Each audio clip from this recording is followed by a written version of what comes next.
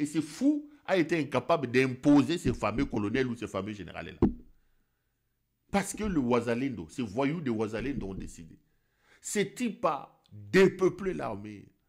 Il a détruit tout a été détruit. Si vous êtes incapable d'ordonner et de discipliner le Ouazalendo, à qui vous donnez les armes, vous pensez que vous serez en mesure, avec les Balouba, les Wewa, que vous avez ramassés partout, pour des raisons tribalo-ethniques que vous avez remplis dans votre armée, des gens sans formation, sans éthique, sans idéal, vous pensez que ces gens-là seront capables aujourd'hui d'attaquer les FDLR et de les neutraliser? Les FDLR qui sont dans ces coins-là depuis 30 ans. Et pire encore, vous, Ngeleka, dans votre folie et dans votre banditisme, vous avez davantage armé ces FDLR-là. Ils n'auront pas le moyen de les neutraliser. Donc en réalité, cet accord portait déjà le germe de son échec. Au-delà du fait que c'est un fou qui avait signé ça, au-delà du fait que c'est un médiocre qui a signé ça et qui a accepté d'apposer sa signature dans un document qui a des conditions exagérées et impossibles d'atteindre, nous n'avions pas de moyens de respecter notre part de contrat. Nous n'avions pas de moyens. Aujourd'hui, regardez maintenant sa folie. Il va dire aux Américains que je ne signe plus ces accords. Avant que je signe ces accords, les Rwandais doivent quitter mon pays à 90%. Et je vois les gens en train d'applaudir. Les talibans, médiocres comme leur chef, en train d'applaudir. Oh, béton, Moukouan Tombolo, Chichi, Fachi Béton, Moukouan Tombolo. Mais qu'est-ce que vous appelez la souveraineté dans cette affaire? Votre souveraineté aurait eu tout son sens si la décision prise par Ngeleka avait des conséquences sur le terrain. Parce que vous dites qu'il bloque les Rwandais. Il ne bloque pas les Rwandais. Le Rwanda n'a pas besoin de cet accord pour piller chez vous. Au moment où on parle, le Rwanda exploite chez vous. C'est vous qui veniez avec cet accord pour sanctifier le Rwanda, pour lui enlever les casquettes des voleurs et d'agresseurs. Mais bloqué ou pas, le Rwanda n'a que faire de cet accord. Le Rwanda n'en souffrira jamais et absolument jamais. Parce que cet accord ne bloque en rien le Rwanda. Mais qu'est-ce que vous racontez, vous, là? Est-ce qu'il vous arrive de vous asseoir et de réfléchir pendant une minute? Est-ce qu'il vous arrive? Est-ce qu'il vous arrive de vous asseoir et de réfléchir? Mais bêtise, la bêtise, c'est quoi? C'est que le refus que vous applaudissez aujourd'hui amène des preuves davantage que ce monsieur, il ne faut pas lui faire confiance. Parce que Paul Kagame n'a pas répété de dire à Trump et à l'administration américaine, vous serez déchantés, vous serez déçus par cet homme. Vous ne le connaissez pas. Posez la question à Joao Lorenzo ici, il a abandonné Hakim Akei. Posez la question à Kabila, il l'a condamné. Posez la question à Moïse Katumbi. Posez la question. Et lui-même, dans sa folie et dans sa bêtise, il vient, s'il en était encore besoin, de mettre sur la table des nouvelles preuves, cette fois-là pour convaincre les Américains que ce que mes adversaires et mes ennemis disaient était vrai. Je suis un aventurier, je ne suis pas un homme sérieux. Pourquoi n'a-t-il pas conditionné cette histoire-là que moi, avant de signer des accords ici, il faut que 90% des Congolais de Nani Balongo? Non. Aujourd'hui, il se rend compte qu'il est bloqué. Et la preuve, c'est que les Américains eux-mêmes comprennent qu'ils ont affaire à un aventurier. Ceci aura une seule conséquence, c'est de baliser le chemin pour les M23. C'est comme ça que dans mon émission, dans mon titre, je vous parle, je vous dis que le chemin est en train de se baliser pour les M23. Nous sommes au mois d'octobre, novembre et décembre. Donnez ces 2 mois. Les 2 prochains mois détermineront la ligne que les choses vont prendre dans le jour à venir.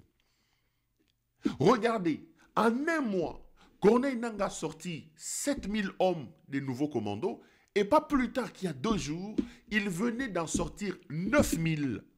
Tout compte fait, on est à près de 20 000. Et ces commandos sont pour la plupart non seulement de nouvelles recrues, prises dans les villes où ils sont arrivés, mais aussi et surtout les anciens FARDC déçus par le désordre qu'il restait. Donc ce sont des hommes qui avaient déjà l'art des maniements d'armes, qu'on a rodé, qu'on va de nouveau mettre sur le chemin. Donc, dans le 2-3 jours qui arrivent ici, plutôt dans le 1-2 mois qui arrivent ici, vous allez évidemment vous rendre compte que les choses vont s'éclaircir et le chemin est en train d'être balisé par ce M23. Et cette décision d'Helmut Ngeleka, qui vient confirmer auprès des Américains que ce n'était pas un homme sérieux, est une décision suicidaire pour lui.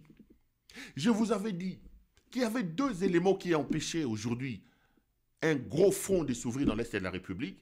C'était la 80e Assemblée Générale des Nations Unies. Deuxième élément, c'était le Tour cycliste mondial qui s'est tenu à Kigali. Ces 2 événements sont partis, sont terminés. Mais au lieu de lire le contexte et de comprendre les choses, lui, il attend la fin de ces choses pour mettre encore de l'huile sur le feu en condamnant Kabila à la mort, le poussant ainsi vers l'extrémisme.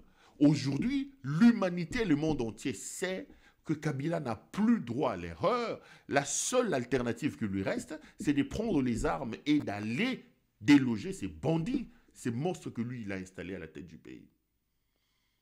Soit dit en passant, qu'aujourd'hui, personne ne condamnera Kabila, parce qu'il est déjà condamné à mort. Je vous ai dit lors de ma dernière émission, quelle condamnation de plus on donnera à Kabila? Donc, lui-même, il vient de baliser le chemin. Et croyez-moi, entre maintenant et le mois de décembre, beaucoup de choses vont se passer pour nous déterminer de quoi 2026 sera fait. Et je vous dis que les Américains eux-mêmes commencent à comprendre que nous avons besoin de la paix dans l'Est de la République. Dans le jour qui arrive, on risque de mettre sur la table la question du dialogue. Mais cette fois-là, ce dialogue-là sera sans Félix Tshisekedi. Parce que l'humanité aura compris que nous ne pouvons rien obtenir avec ce monsieur. Ce n'est pas un homme de paix. Il ne veut rien savoir. C'est un médiocrate qui est à la tête de ce pays. Moyibi et Kobo, scandale. Moyibi et Kobo, scandale. Moyibi et Kobo, scandale. C'est ça qui résume sa vie. Il commence même à importer avec Boudimou. Aïe le biso ba sefifi, balati ba sengle, ba nastouboué. Président de la République. Président. À ce qu'on importe, tout dit ni topin, boyana bango. Boyana bango. Muto ya mema ki na balobi ma mema ki na kabe ya kamwanga. Ba sukoli na la kumukamba. Pour soigner son impuissance, ce type-là a rendu un très mauvais service au pays. Il semble qu'il est rentré de là avec des valises et des malles, et des tubercules, des écorces. On a réuni tous les kitingi de Kabeyaka Mwanga, tous les kitingi de Ngandajika. Pour réviser ses moteurs et le pomper. Alors que sa propre femme nous avait dit ici que le moteur là, les vilebrequins et les soupapes sont déjà par terre. Sa propre femme avait dit ça. Selon Sandra Boudib. Que le moteur était vraiment... On a révisé ça, le moteur était KO. Le moteur était KO. Et il est allé là-bas, à Sankoro, là-bas, on a ramassé les chefs coutumiers. Allez, on l'a amené à Munkamba là-bas, on a fait une cérémonie. On a fait une cérémonie traditionnelle là-bas. On est allé importer tous les tradis praticiens, même ceux qui étaient au village là-bas. L'homme est rentré avec des bidons. En grande des bidons. Chaque matin, il est...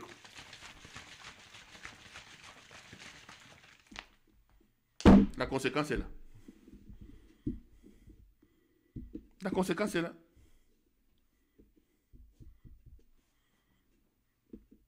La conséquence est là.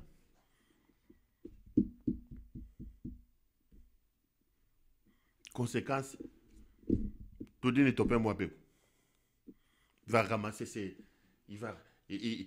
Vraiment, ce type devait rester là-bas sous les arbres là-bas. Ce type. la République aurait pu gagner. La République aurait gagné en termes d'honorabilité. Si ce chef coutumier avait laissé ce monsieur avec son moteur foutu. Mais bon. Ils sont allés évoquer les esprits des ancêtres là-bas.